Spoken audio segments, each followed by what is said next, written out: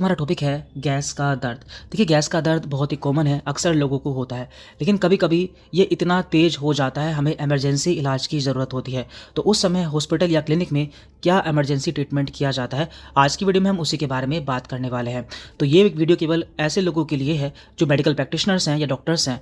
आम लोग इस इलाज को फॉलो ना करें। तो हमारे पास में क्या-क्या होना चाहिए? हमारे पास में एक आईवी कैनुला 18 कोर्स का, normal saline 100 ml, injection Pantop 40 mg, injection Buscopan 20 mg and injection Perinorm 10 mg। ये सभी दवाएं हमारे पास में होनी चाहिए। तो पहला हमारा काम होता है डायग्नोसिस बनाना। तो पेशेंट हमसे बोलता है कि उसके पेट में भारीपन है, जलन है, मरोड़ है एवं गैस फंसी हुई है, लेकिन कभी कभी चेस्ट जैसा पेन भी लगता है। तो हमेशा ECG जरूर करें ताकि हार्ट अटैक मिस ना हो। ABC चेक करें जिसमें कि एयरवे आता है, ब्रीथिंग आती है और सर्कुलेशन आता है। वाइटल्स में BP, pulse, temperature and SpO2 ये सभी हमें नोट करने चाहिए। इसके बाद यहाँ पर स्टेप नंबर 2 है IV एक्सेस। क्योंकि जो मरीज है उसके काफ़ी तेज़ दर्द है, तो ऐसे में हमें बिना टाइम वेस्ट किए तुरंत उसके IV एक्सेस देना होता है। तो ऐसे में हम IV कैनुला 20 या 18 गोज का लगा सकते हैं। यदि इमरजेंसी होती है तो हम 18 गोज का कैनुला लगा देते हैं और साथ ही साथ उसके IV लाइन कनेक्ट कर देते हैं। तो यहाँ पर हम 100 ml का NS लगा सकते हैं क्योंकि यहाँ पर हमें ज़्यादा वॉल्यूम की ज़रूरत नहीं होती है। इसके बाद यहाँ पर स्टेप नंबर 3 है फर्स्ट इंजेक्शन, जो कि एसिड को कंट्रोल करने के लिए दिया जाता है। तो यहाँ पर हम पैंटॉप 40 mg IV स्लो लगा सकते हैं जिसमें कि पेंटाप्राजोल सॉल्ट पाया जाता है। तो इसे हम 10 ml NS में डाइल्यूट कर लेते हैं और 2 से 3 मिनट में धीरे धीरे दे देते हैं। असर इसका 10 से 15 मिनट में शुरू हो जाता है। यहाँ पर स्टेप नंबर 4 है सेकंड इंजेक्शन, जो कि स्पाज्म या फिर जो मरोड़ है उसे ठीक करने के लिए दिया जाता है। 5 से 10 मिनट बाद अगर पेट में क्रैम्पिंग या पेट में मरोड़ है तो ऐसे में बुस्कोपैन 20 mg IM लगाया जाता है जिसमें कि हायोसिन ब्यूटिल ब्रोमाइड सॉल्ट देखने को मिल जाता है। तो ये हमें डीप IM यानी कि डीप मसल में, जैसे कि ग्लूटियल या फिर थाई मसल में लगाना होता है और इसका 10 से 20 मिनट में असर देखने को मिल जाता है। स्टेप नंबर 5 थर्ड इंजेक्शन, जो कि नोजिया एंड वोमिटिंग के लिए लगाया जाता है। अगर मरीज को उल्टी भी हो रही है तो ऐसे में injection Perinorm 10 mg IV slow लगाया जाता है जिसमें कि मेटाक्लोप्रोमाइड सॉल्ट देखने को मिल जाता है। ये हमें 2 से 3 मिनट में स्लोली देना होता है। यहाँ पर आता है स्टेप नंबर 6 ऑब्जर्वेशन। पेशेंट को 15 से 20 मिनट ऑब्जर्व करें। गैस पास हो जाए या फिर बर्पिंग आए तो पेन रिलीफ मिलेगा। पेन कम होने पर पेशेंट रिलैक्स हो जाएगा। इसके बाद यहाँ पर स्टेप नंबर 7 है मॉनिटरिंग एंड आगे का प्लान। अगर पेशेंट को रिलीफ मिल गया तो हम उसे कुछ ओरल एंटासिड जैसे कि डाइजिन या फिर जेलुसिल सिरप दे सकते हैं और उसे डिस्चार्ज कर सकते हैं। अगर बार बार ऐसा पेन होता है तो ओरल PPI यानी कि प्रोटॉन पंप इनिबिटर जैसे कि पेंटाप्राजोल 40 mg जो कि दिन में एक बार देनी होती है, ये दे सकते हैं और उससे कुछ डाइट एडवाइस की जाती है। यहाँ पर हम कुछ रेड फ्लैग्स भी देख लेते हैं जिसमें हमें मरीज को एडमिट या फिर रेफर करने की ज़रूरत पड़ सकती है। यदि मरीज के किसी स्पेसिफिक रीजन में बहुत तेज़ दर्द हो रहा है, जैसे कि राइट लोअर साइड में तो ये अपेंडिसाइटिस हो सकता है, राइट अपर साइड में तो ये गाल ब्लेडर का दर्द हो सकता है, एवं यदि एपिगैस्ट्रिक दर्द हो रहा है यानी कि उसके नाभि के ऊपर दर्द हो रहा है तो ये पैंक्रेटाइटिस या फिर हार्ट का दर्द भी हो सकता है, या फिर मरीज को रिपीटेड वोमिटिंग यानी कि बार बार उल्टी आ रही हैं, उसे बुखार है एवं उसके स्टूल में ब्लड देखने को मिल रहा है, तो ये एक इमरजेंसी कंडीशन हो सकती है। जितना हमने अभी तक देखा है हम उसका एक क्विक रिव्यू देख लेते हैं। तो पेशेंट हमारे पास में आता है, हमें उसका ABC, वाइटल्स, ECG ये सभी चेक करना होता है। हमें उसे IV कैनुला लगाना होता है, NS 100 ml लगाना होता है। पहला इंजेक्शन होता है पैंटॉप 40 mg जो कि IV स्लो देना होता है। 5 से 10 मिनट बाद यदि मरीज के क्रैम्प है तो बुस्कोपैन 20 mg IM दिया जाता है। यदि मरीज को उल्टी हो रही है तो पेरिनोम 10 mg IV स्लो दिया जाता है। 15 से 20 मिनट ऑब्जर्व करना होता है। गैस पास होने पर मरीज को राहत मिल जाती है। डिस्चार्ज विद एंटा एसिड सिरप और डाइट एडवाइस दी जाती है। यदि हमें रेड फ्लैग्स देखने को मिलते हैं तो हमें मरीज को एडमिट कर लेना होता है या फिर हम उसे रेफर भी कर सकते हैं। कॉम्बो नंबर 1 है द डायग्नोसिस कॉम्बो। इसमें आपको 5 बुक्स मिलने वाली हैं, the ultrasound book, the MRI book, the city scan book, the x-ray book and the lab test book. तो इन सभी के प्राइस जानने से पहले हम इन सभी के सैंपल्स देख लेते हैं। तो यहाँ पर पहली बुक है द अल्ट्रासाउंड बुक। हम आपको इसका कंटेंट दिखा देते हैं, आपको अच्छे से समझ में आए इसलिए इसे हम लैंडस्केप में कर लेते हैं। तो हमने इसे लैंडस्केप में कर लिया है। पहले हम इसका इंडेक्स देख लेते हैं कि आपको इसमें क्या क्या मिलने वाला है। तो यहाँ पर ये इसका इंडेक्स है। इसमें पहला चैप्टर है अल्ट्रासाउंड का परिचय, अल्ट्रासाउंड क्या होता है, कैसे काम करता है, 2D 3D डॉपलर अल्ट्रासाउंड क्या होता है, ये सभी आपको इसमें देखने को मिल जाएगा। इसके बाद यहाँ पर बॉडी पार्ट वाइज सभी अल्ट्रासाउंड दिए हुए हैं, जैसे कि यहाँ पर पहले है पेट का अल्ट्रासाउंड जिसमें liver, gall bladder, pancreas, spline, stomach. इसके बाद यहाँ पर है किडनी का ultrasound, then pregnancy ultrasound, pelvics ultrasound, chest ultrasound, thyroid ultrasound, breast ultrasound, हड्डी एवं जोड़ का अल्ट्रासाउंड, वैस्कुलर अल्ट्रासाउंड एंड बच्चों के अल्ट्रासाउंड, ये सभी इसमें दिए हुए हैं। और लास्ट में आपको क्विक रिवीजन दिया हुआ है, यानी कि कॉमन अल्ट्रासाउंड साइन एवं उनके हिंदी में आसान शब्द दिए हुए हैं, नॉर्मल मेजरमेंट भी दिए हुए हैं और इंपॉर्टेंट निमोनिक्स भी आपको दिए हुए हैं। तो यहाँ पर है एब्डोमेन में पेट का अल्ट्रासाउंड में लीवर का अल्ट्रासाउंड। तो लीवर के अल्ट्रासाउंड में हमें क्या क्या देखने को मिलता है वो सभी इसमें दिया हुआ है। साथ में प्रॉब्लम भी देखने को मिल जाएगी, इसमें जो लीवर में प्रॉब्लम्स होती हैं वो सभी दी हुई है।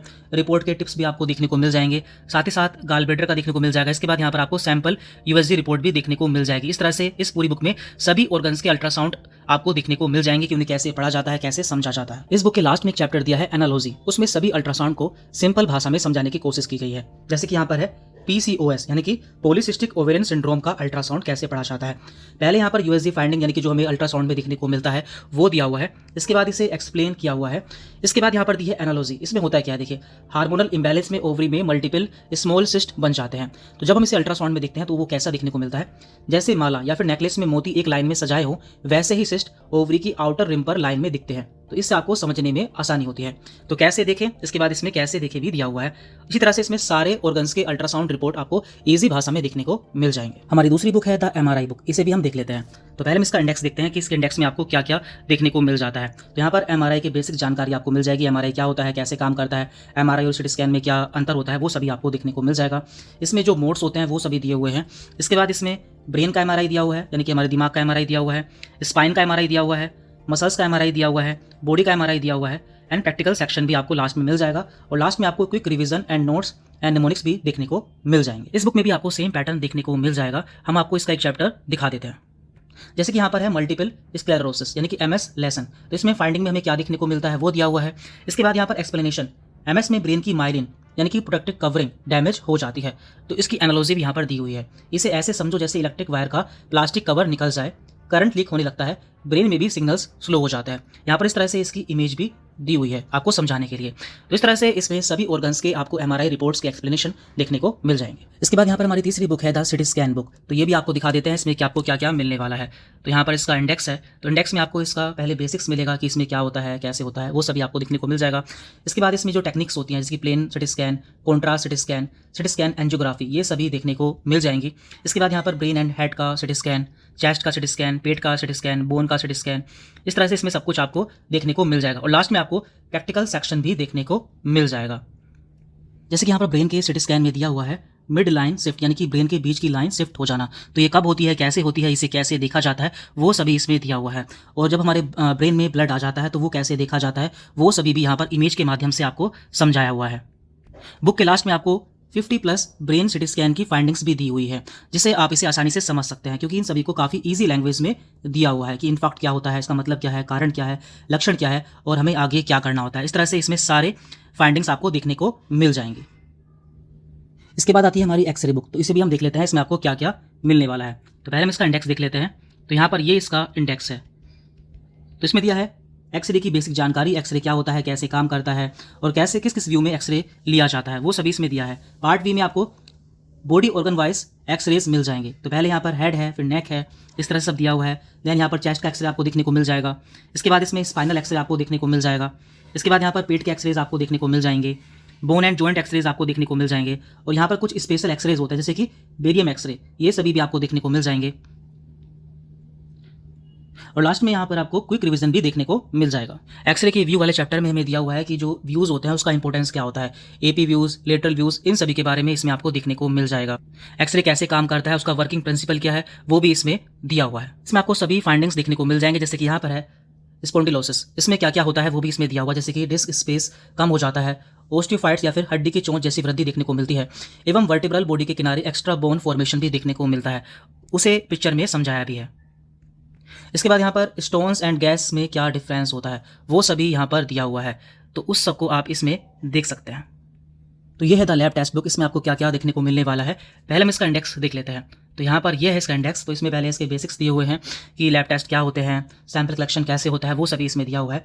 इसके बाद इसमें ब्लड टेस्ट सारे जितने भी होते हैं जैसे कि CBC, blood sugar test, LFT, KFT, वो सभी दिए हुए हैं। इसके बाद यहाँ पर यूरिन टेस्ट दिया हुआ है, स्टूल टेस्ट दिया हुआ है, एवं अदर इंपॉर्टेंट टेस्ट मिल जाएंगे। प्रैक्टिकल सेक्शन मिल जाएगा। इस बुक को भी बहुत ही इजी लैंग्वेज में लिखा गया है। जैसे कि यहाँ पर है लीवर फंक्शन टेस्ट। तो इसमें पहला जो क्राइटेरिया होता है या वैल्यू होती है वो होती है बिलीरुबिन। तो इसकी नॉर्मल वैल्यू कितनी होती है, ये क्या होता है, वो सभी इसमें दिया हुआ है, कैसे बनता है, अगर बढ़ जाए तो क्या हो जाता है। इसे हमें कैसे समझना होता है। जैसे किसी फैक्ट्री का कचरा बाहर नहीं निकले तो गोदाम भर जाएगा, वैसे ही बिलीरुबिन जमा होकर स्किन येलो कर देता है। तो इस तरह से आप इसे आसानी से समझ पाएंगे। इस तरह से आपको ये सारी रिपोर्ट्स इसमें अच्छे से एक्सप्लेन करी हुई मिल जाएंगी। और इस बुक के लास्ट में आपको सभी सैंपल रिपोर्ट्स भी मिल जाएंगे। जैसे कि यहाँ पर है लिपिड प्रोफाइल, तो इसमें पैरामीटर्स क्या होते हैं और टिप्स क्या हैं। इस तरह से इसमें आपको सारे रिपोर्ट्स अच्छे से एक्सप्लेन हुई मिल जाएंगे। और देखिए अभी ये जो बुक्स हैं केवल पीडीएफ फॉर्म में अवेलेबल हैं। इन्हें मोबाइल फ्रेंडली बनाया हुआ है। तो पीडीएफ फॉर्म में हमने इसलिए लॉन्च किया है जिससे हर कोई इन्हें ईजिली परचेस कर सके, क्योंकि पीडीएफ में इनकी जो कॉस्ट होती है वो काफ़ी कम हो जाती है। यदि हम इन्हें हार्ड कॉपी में सेल करते हैं तो वो काफ़ी महंगी पड़ जाती है। यदि आप इनमें से कोई सिंगल बुक की पीडीएफ परचेस करते हैं तो आपको केवल 200 रुपीज़ पे करने होंगे। यदि आप इस पूरे पैकेज को लेना चाहते हैं तो आपको कुछ ऑफर मिल जाएगा। आपको ये पूरा जो कॉम्बो है वो 699 रुपीज़ में मिल जाएगा। इसे परचेस करने के लिए आपको इसका स्क्रीनशॉट लेना है और हमारे इस व्हाट्सएप नंबर पर भेजना है, जहां पर आपको इसके सारे सैंपल्स और आपको ये कॉम्बो मिल जाएगा।